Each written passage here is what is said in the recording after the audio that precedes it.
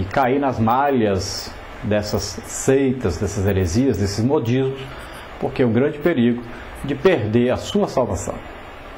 Então, somente o conhecimento da palavra de Deus e o discernimento espiritual poderão nos impedir, então, de sermos levados pelos ventos de doutrina. A falsidade doutrinária tem sua origem no Jardim do Éden. Então, desde lá do Jardim do Éden, Satanás já foi ali o primeiro adivinho, o primeiro a trazer falsas profecias, a torcer a palavra de Deus. Nós sabemos que na sua atividade para matar, roubar e destruir, você pode ver João 10:10, o adversário vale-se daquilo que ele é próprio, ou seja, da mentira. João 8:44, Jesus diz que Satanás, o diabo, é o pai da mentira. E a mentira, então, é oposta à verdade, que é, a um só tempo, a palavra de Deus, e Jesus Cristo, João 14:6. O que faz o nosso adversário? Ou apresenta um alimento espiritual falsificado, que não alimenta o homem, uma das hipóteses, e uma das hipóteses é essa, é trazer um alimento falsificado. É espiritual o alimento, mas é falso. Leva para um caminho que não conduz à salvação. Por isso Jesus diz que existem as portas largas por onde as pessoas entram. Parece um caminho da salvação, mas não é. Porque o caminho da salvação, a porta é estreita. E Jesus diz, eu sou o caminho, a verdade e a vida, e ninguém vem ao Pai senão por mim. Agora tem outra hipótese, pode inserir então morte na palavra de vida, adulterando-a de tal maneira que leve o homem à perdição. Então são duas coisas que ele pode fazer, ou apresenta o alimento espiritual falsificado, ou insere então morte na palavra de vida. Então ele pode torcer a palavra de Deus e fazer com que o crente caia por causa disso. A ação do inimigo, ele pode então fazer com que a palavra de Deus seja interpretada pelo crente como uma coisa que vai trazer mal a ele e não bem. Então essa ação do inimigo é sempre sutil, vem sorrateiramente, mas necessita da ignorância da palavra de Deus por parte do homem. Então Satanás, ele vem com esse tipo de arma para o crente despreparado, para o crente que não lê a Bíblia, que não está nunca estudando a Bíblia, nunca está orando, nunca está em comunhão com Deus. E facilmente então ele derruba esse crente, porque ele não está firmado na rocha, que é a palavra de Deus. Não está firmado na rocha, que é Jesus Cristo. A orientação divina a Israel manda-nos não confiar aí em sinais ou prodígios, mas usar a palavra de Deus como critério de julgamento das manifestações sobrenaturais. Vamos ver, por exemplo, Deuteronômio 13, de 1-3. Nós podemos ver também que os magos, quando Moisés chegou lá para Faraó e fez sinais, os magos imitaram os sinais que Moisés fez. Então temos que tomar cuidado. Muitas vezes nós estamos indo atrás de sinais e os sinais parecem de Deus e na verdade não são. Na verdade, os sinais é que acompanham o crente não anda atrás de sinal. Então Jesus deixou-nos o exemplo de que para enfrentar o adversário, o critério é a palavra de Deus. Mateus 4, de 1-11. Então esse é o exemplo. Enfrenta o adversário, enfrenta Satanás com o quê? Com a palavra de Deus. Você pode ver, quando Jesus estava lá no deserto, que ele foi tentado. Ser tentado não é pecado. O próprio Jesus foi tentado.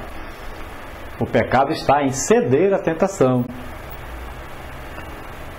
Bom, o conhecimento da palavra de Deus como meio de não sermos então enganados pelas heresias e modismos.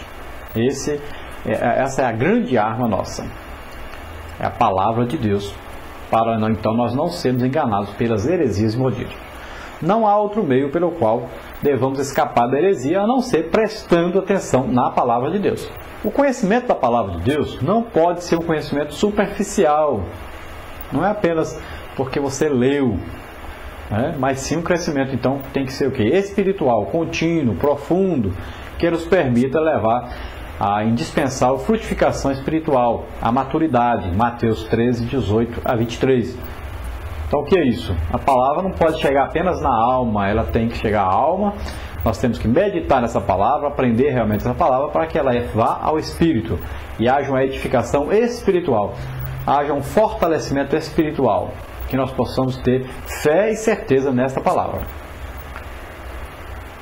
Então, o conhecimento contínuo e profundo da Bíblia Sagrada não pode ser meramente intelectual, mas deve ser prático. Mateus 7, 24 a 27, Tiago 1, 22 a 25. Na parábola aí do semeador, isso fica bem claro. Os terrenos aí onde não houve condição de a semente, que é a palavra de Deus, crescer e se desenvolver, a planta, embora tenha nascido, acabou o quê? Por morrer. Ela nasceu, mas não deu fruto, e morreu. Por quê? Porque o terreno não era bom. Então, tais terrenos, quais sejam os pedregais, os espinhos, representam as pessoas que têm aí, que embora tenham Cristo, aí, tenham alcançado a salvação em Cristo, representam o quê? As pessoas que não conseguiram, então, escapar dos falsos ensinos, vindo a morrer espiritualmente, uma vez mais. Precisamente porque não deram lugar em suas vidas ao conhecimento da palavra de Deus, que é indispensável para o crescimento e maturidade espirituais. Então, o crente que não prestou atenção, não foi edificado, não se esforçou por aprender a palavra de Deus e acabou, então, sucumbindo ante as seitas, ante os falsos ensinos, os falsos mestres. Se ele tivesse pegado a Bíblia, estudado a Bíblia, pedido orientação ao Espírito Santo, que é o professor, eles não teriam caído. Mas, infelizmente, não estudaram, não se interessaram e as seitas acabaram derrubando esta vida. Vamos ver, então, o discernimento espiritual como meio para não sermos enganados pelas heresias e modismos. Então, não basta apenas o conhecimento da palavra, mas se torna também necessário que o crente, além do conhecimento das Escrituras, tenha também o discernimento espiritual. Então, além de ter esse conhecimento das Escrituras, de estudar a Bíblia, de meditar na Bíblia, nós temos que ter ainda o discernimento espiritual. Então, quando nós estudamos a Bíblia, nós temos um discernimento intelectual, humano. Nós precisamos, além disso, de um discernimento espiritual. Então, o servo de Deus, o homem espiritual, tem o Espírito de Deus, Romanos 8, 9, e recebe, então, a revelação das coisas de Deus. 1 Coríntios, aí, primeira carta do apóstolo Paulo aos Coríntios, capítulo 2, versículo 11, fala sobre isso. Então, a visão espiritual que o homem que aceita Cristo recebe, porém, então, é apenas o primeiro passo do que se chama de discernimento espiritual. Então, nós temos primeiro a visão espiritual, que nós, ao recebermos Cristo, nós recebemos essa visão espiritual, mas esse é o primeiro passo do discernimento espiritual. Então, o discernimento é a capacidade de compreender situações, de separar o certo do errado, de saber o que está certo, o que está errado, o que combina com Deus, o que não combina, o que está de acordo com a palavra de Deus, o que não está de acordo. Então, ao mesmo tempo que o homem espiritual passa a compreender as coisas sob o ponto de vista espiritual, ele passa a ser incompreendido pelos demais homens, ditos homens naturais. Então, o homem natural é aquele homem que não conhece a Deus, não teve um encontro com Deus, não se converteu, é um homem natural. Existe o homem espiritual, que é o homem que aceitou Jesus como Senhor e Salvador, que vive em comunhão com Deus. Mas se ele não permanecer nessa comunhão, se ele deixar aí a comunhão com o Espírito Santo, ele vai se tornar um homem carnal, ou seja, aquele que se desviou do Evangelho, aquele que se desviou do verdadeiro caminho que é Jesus Cristo. Acabou sucumbindo, caindo ante os falsos ensinos, ministrados pelos falsos mestres. Ele acabou caindo porque não procurou ver na palavra de Deus o que é correto ou o que não era. Então ele se torna um homem carnal. Então existem três tipos de homens: natural, o espiritual e o carnal.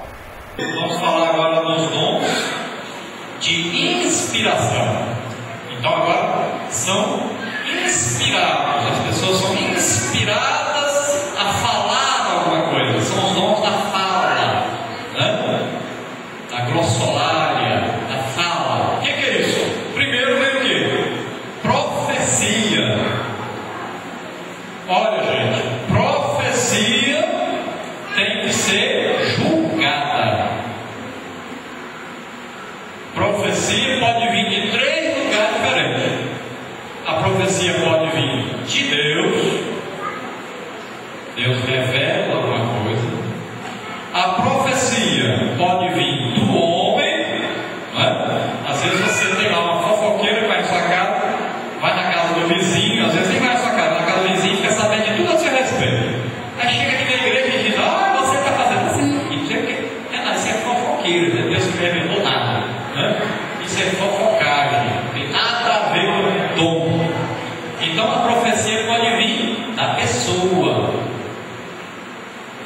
pessoa.